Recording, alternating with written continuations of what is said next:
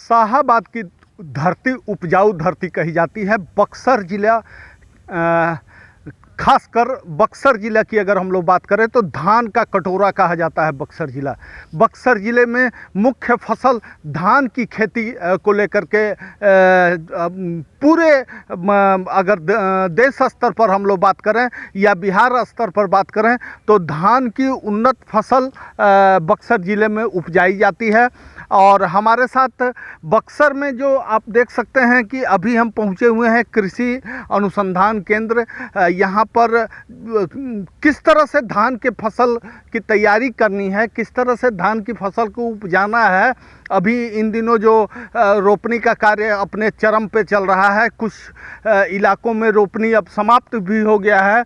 अब खेतों की तैयारी और खासकर धान की फसल को लेकर के किस तरह की लोगों को जागरूकता है या दवाई की आवश्यकता है या उनको खाद बीज की आवश्यकता है, उसको लेकर के हमारे साथ हैं कृषि विज्ञान केंद्र के एक्सपर्ट। उनसे जानते हैं पूरा मामला और किस तरह से बक्सर ज़िले में खासकर धान की फसल की खरीदारी या धान की फसल को लेकर के क्या तैयारी है ज़िले में। सर, किस तरह से यहाँ संचालन किया जा रहा है?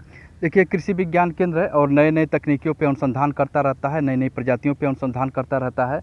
और जहाँ तक रोपनी की बात है, बक्सर ज़िले में देखा जाए तो 60% से ज़्यादा एरिया कवर कर चुका है और दिन प्रतिदिन समय दर समय उसका क्षेत्र बढ़ता ही जा रहा है। और जैसा बारिश 2 दिनों में साथ दिया है तो किसान भाई जल्दी से जल्दी अपनी रोपनी भी खेत की तैयारी पूरा कर लेंगे। इसके साथ हो जाता है कि भाई फसल अगर आप लगाए हैं तो उससे आपको उत्पादन ज़्यादा मिलना चाहिए। किसान का मूल उद्देश्य होता है कि हमको ज़्यादा से ज़्यादा पैदावार हमारे मिले, तो उसके लिए सही मात्रा में पोषक तत्व प्रबंधन अगर कर देते हैं। ऐसे रोपाई करते समय खाद को यहाँ पे ज़्यादा तो लोग नहीं देते हैं, रोपाई के 10 दिन बाद देते हैं। तो रोपाई करने के 10 दिन के अंदर ही अगर खाद दे देते हैं, जैसे डीएपी हो गया और पोटास हो गया, तो डीएपी देने से उस पर फास्फोरस मिल जाता है, नाइट्रोजन मिल जाता है, और पोटास देने से पोटेशियम उसमें मिल जाता है।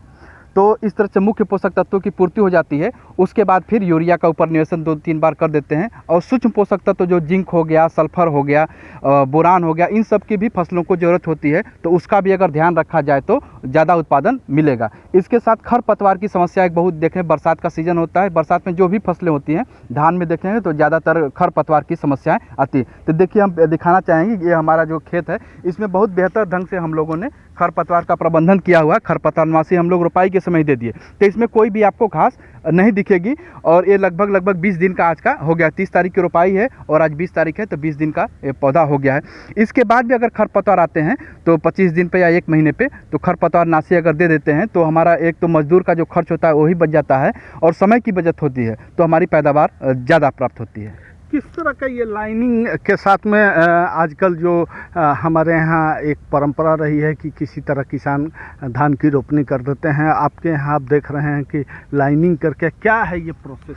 देखिए, अगर पौधों का होता है कि अगर उनको पंक्ति से पंक्ति में अगर लगाते हैं, पौधे से पौधे की दूरी, लाइन से लाइन की दूरी उचित होती है तो उसका विकास ज़्यादा होता है, उसमें कलनों की संख्या ज़्यादा होती है। बहुत पहले श्री विधि से तकनीकी आई थी, तो उसमें देखिए लाइन से लगाना था और कम उम्र के पौधे भी लगाने थे, तो उसमें कंछे ज़्यादा निकलते हैं और पैदावार ज़्यादा होती है। तो लाइन से हम लगाते हैं तो सारे पौधे को बराबर मात्रा में हवा मिलती है, पानी मिलता है, प्रकाश मिलता है, तो ज़्यादा कल्ले निकलेंगे तो ज़्यादा पैदावार निकलती है। तो इस पद्धति को और बढ़ावा देना चाहिए। किसान भाई अगर रोपना से या रोपनी के द्वारा से बेतरतीब तरीके से लगाते हैं तो उसमें आप देखेंगे 1 मीटर स्क्वायर में पौधों की संख्या कम हो जाती है, 20 से 25 रहती है। लेकिन लाइन से लगाते हैं तो 35 कम से कम 35 पौधा आपका आ जाता है। तो जहाँ पौधा ज़्यादा रहेगा तो पैदावार उसकी ज़्यादा होगी ही।